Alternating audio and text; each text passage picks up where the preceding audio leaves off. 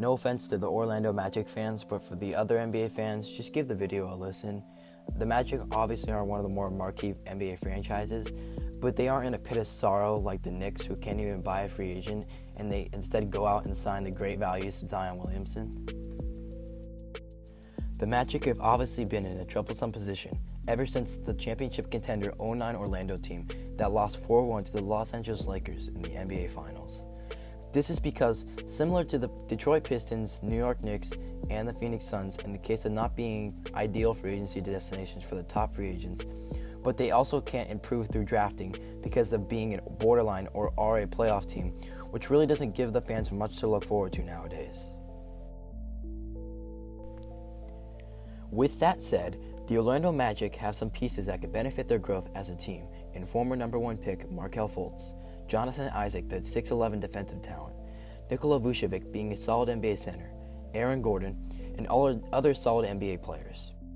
The biggest indicator of the Orlando Magic's success will be how their young assets are developed, as the Magic are not well known for their best for their development, and what roster adjustments are made to favor certain NBA players and their play styles, because truthfully, the team might have to move on from some certain players and to figure out the team's direction moving forward. Hey everyone, DC NBA Junkie here, and without further ado, let's take a look into the future of the Orlando Magic.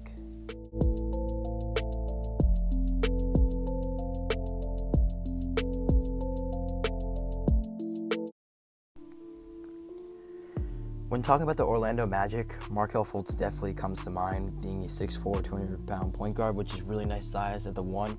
And I know that, right now he's a guy who's really underlooked because after trading for him in the 2019 trade deadline, and really only giving up a second-round pick because they give up a first-round pick that was top 20 protected, so they're probably going to get that. And Jonathan Simmons, who basically got waived by the Philadelphia 76ers. I think this is an amazing trade for the Orlando Magic, an attempt to allow Markelle to develop and flourish, hopefully in a system where there's really no time frame for a championship anytime soon, so it just gives him a lot of flexibility to work on his game and improve in areas that he definitely struggles in, because he really has a lot of holes to his game, but he's definitely improved, especially after his rough times in Philly. And they traded for him in that season, but some positives for the Orlando Magic from getting Markelle Fultz is it's a better system in Orlando. From a system in Philly where it's really the play style is giving it to Joel Embiid and letting him flourish and work in the post and letting him play his dominant game down there, as opposed to the Magic is more freelance and they can play a pick and roll style offense, which he's definitely thrived in from Washington State. So now having that in Orlando where players like their scores like Nikola Vucevic and Evan Fournier are good scores, but they're not the focal points. Obviously, there's really no focal point on this team. So Markelle Fultz being able to do his thing over there is definitely been helping him for sure. However, some negatives with this trade right now are just I fear a lack of progression might happen because the Orlando Magic for so many years have just struggled with developing their young talent. And I just really hope that doesn't happen to Markelle Fultz. Just mediocrity could continue for the team. It's been happening for so long, and it's just a big part of why Orlando's been struggling for so long is where they're at that stage where you don't really get first-round picks that can really help your team in a big way. And then secondly, there's no free agents that they can really bring in because they're not a big free agency destination. But statistically, this season, Markelle Fultz averaged 12.1 points per game, 5.2 assists per game, 1.3 steals, and 3.3 rebounds, which from a statistical and 47.3 field goal percentage, which is pretty good. He definitely improved statistically from his first 2 years in the league. So I think from a really rough start in Philly for his first 2 years, I think he really had a nice resurgence season, and I think he definitely just from now on from the NBA resumption and for seasons to follow, I think he definitely can have a really good career statistically and just improving his game. Because especially if you look at his stats, he averaged 7.1 points per game his 2017-2018 season. He only had 3.8 assists a game from the 5.2 he has this season. And then field goal percentage-wise, only 40% from the field, which is not amazing. And from three-point percentage, he didn't play many games. He had 0% three-point percentage because he hardly took any. And from the free throw line, he averaged 47.6% to 72.3% from this 2019-2020 NBA season. So he's definitely improved about 12 26% there. So definitely making strides to become a better player. And from his advanced stats, he had a 105-110 offensive defensive rating ratio right there. So it's not amazing. He's all right offensively, just not the best defensively, which is an area of his game he should definitely need to improve. And a 52% true shooting percentage in his 64 games that he got to play this year, which is definitely better than obviously the other years in his career. And overall, Markelle definitely has a lot of holes to fill offensively, a lot to fill defensively. I think he's definitely struggles on the defensive end, but I like how he's been able to penetrate more comfortably to the rim. He's taking jump shots this year, and he's doing it at a more comfortable rate. He only has a 25.4% three-point percentage, but he's definitely feeling more comfortable, and I think that's just going to only help him moving forward. How Markelle's game has definitely been improving, and I think potential-wise, there's just a lot for him to grow at just 21 years old, 22, just at that young age. He's got so much room to grow, and I think if he can reach his potential, he could either help the Orlando Magic or another NBA team. I think another important part of the Orlando Magic moving forward is having a direction, especially since they have some really cool players, but they haven't really made some legit progress for some time. They got Nikola Vucevic, Aaron Gordon, Evan Fournier, Terrence Ross, Al-Farouq Amino, DJ Augustine, Jonathan Isaac, Mo Bamba, a lot of interesting assets, but at the same time, some of them haven't been able to fully progress in the NBA, and some others just haven't really, and the same for the veterans, they've progressed, but they really haven't gotten to a star sort of talent yet, or they really haven't, or probably will never reach it. And for me, when you're looking to sign, or whether they're looking to sign or trade for quality players or hit the reset button, I think they need to make a direction moving forward, especially since they don't have that. Right now, they really haven't shown me if they're really looking to contend, which they obviously aren't, or they're just looking to rebuild, which they really aren't either, because they still have some really quality players on their team that show that they're not going to be tanking right now, or they aren't tanking. In my opinion, they should hit the reset button, but not the hard reset where you just sell the whole team and try to tank. They should try to stay competitive if they can, or I guess just try to win games, but they need to hit the reset button on some players, in my opinion. Whether I think they should move on from Aaron Gordon, in my opinion, because some of these players just don't work in this system, which is a very confusing system already in itself. But Aaron Gordon hasn't been really able to thrive in the system. He scored pretty good, has some pretty good averages, but he hasn't really found himself, and I think he hasn't been utilized for a winning team, obviously, because he's been in the Magic for his whole career. So if he could go to a different team and see if he could be properly utilized there, it would be interesting. But he is making $20 million at the same time, so there's that. And there's a couple other assets I think they should try to move on from, but at the same time, a big problem with this team is that they have some pretty large contracts attached to their solid players, which kind of puts one of the cons for this team. You have Vucevic making nearly $30 million this year, although his contract does decrease with time. Aaron Gordon making basically $20 million. Evan Fournier making $17 million, and he'll probably pick up his player option. They have a lot of guys who are probably overpaid for their talent, but they do it because they're not one of the better teams, and they have to work with what they have, obviously. But I think a benefit for this team definitely is that they have some young talent that they just need time to develop, and I think that's something they've also struggled in a lot, and I'll get into a little bit later, with Mo Bamba and Jonathan Isaac specifically, and even Markelle Fultz now. But mainly Isaac and Bamba have been really here for a couple of years. I mean, Isaac's been here for 2 years, and Mo Bamba is in his second year right now. Isaac's in his third year right now, but these two have had really struggled to become what they fully have, for their top picks they've been for the recent years. Jonathan Isaac is a really good defensive athlete, but I think he definitely hasn't been developed to his full potential yet.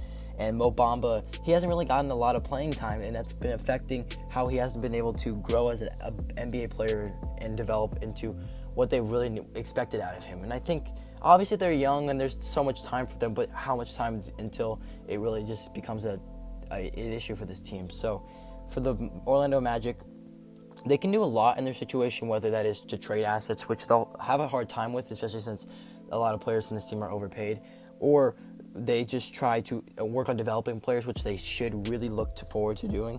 But it just shows that there's a liability in their team in terms of developing players. They've had trouble developing a ton of players, whether that might be Aaron Gordon, even, developing him into a star player. I think this team just needs a star or a guy who can really lead this team. And unfortunately, I'm not going to say Vucevic is the leader of this team. I don't know who is, but I guess you could say Vucevic because I don't know who it is. Whoever is going to be the focal point of this team moving forward is still a question to me, and that is a liability right there in the team development. That goes into my final point for this team, the team development.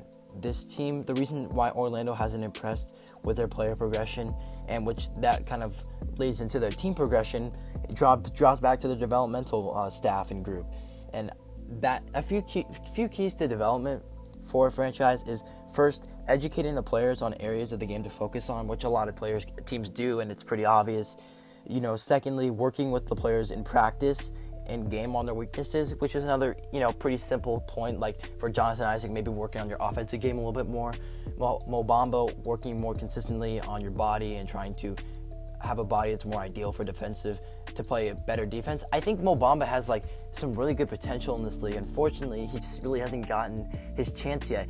He has that sort of Rudy Gobert kind of vibe to me on the defensive end, and I think he has a lot of areas in the offensive end where he can really flourish. He's a 7-footer, and he hasn't been really given his chance yet, which kind of sucks, especially because he's backing up right now with Nikola Vucevic. But another thing is giving the players playing time to allow development. That's a thing a lot of teams do, but it at that same time you have to do it at a rate where it's efficient, and the players are really really getting a chance to showcase their talent, and then also improving their weaknesses. And then lastly, this is the most important to me, determination. It needs to come from the team and the athletes if they're determined to develop and get better.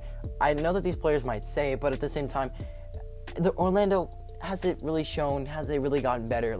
Some players have gotten, slowly better because they're obviously progressing and they're getting more experience in the league, like Aaron Gordon and Terrence Ross and Jonathan Isaac, of course, and he's a really good defender in the league, but they still have so many areas of their game they can improve. Aaron Gordon could have improved defensively and some of his game offensively, and Jonathan Isaac, like I said, offensively, he has rooms to develop offensively. But a common mistake for the Magic is just, or teams in general, is just letting guys play but not really coaching and making the adjustments, because that's another part that's important for a coach to do, is making the proper adjustments in the game that can benefit a player. And maybe you're trying to make an adjustment so that player flourishes at improving one of their weaknesses. So like Jonathan Isaac, maybe the coach Steve Clifford moves him onto a player where he can defend easier, or Mo Bamba, or he could showcase his defensive talent.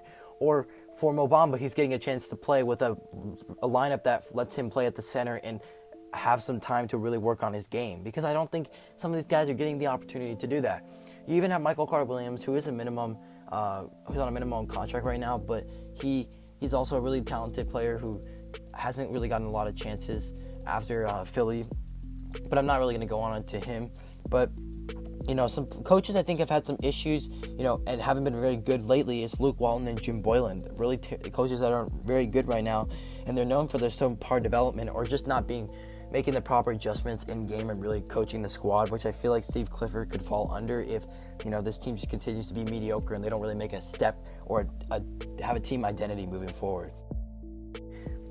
When I look at this team, they have a lot of players on this team that have potential, but the development needs to be better from the staff and the players just wanting to get better and work on their game. Jonathan Isaac could be a really good offensive player, but he just hasn't gotten, he's had injuries, but he hasn't gotten there yet. Mo Bamba has probably one of the biggest potential rooms of potential on this team, but he just hasn't gotten an opportunity to play because he has to back up Nikola Vucevic, and even then he gets minimal minutes, and his poor performance kind of is a direct result of those lack of opportunities.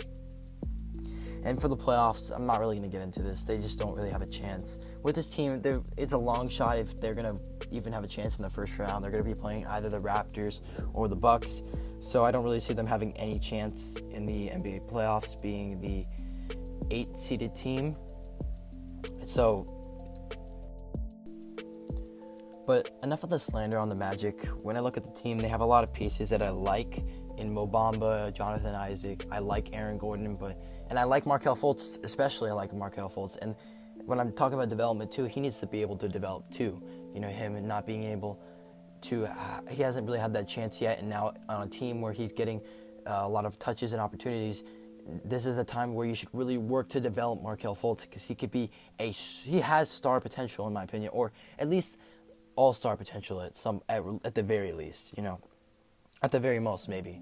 But like I said, they have a lot of potential, and lots of players have potential. But it's a matter of if the Magic are going to allow their players to reach their potential. That's the biggest indicator right now, and that's going to be the biggest question I have for the Magic moving forward. If they're going to figure out how their team's direction is moving forward, and then developing their players. They're not a team that's known for developing players.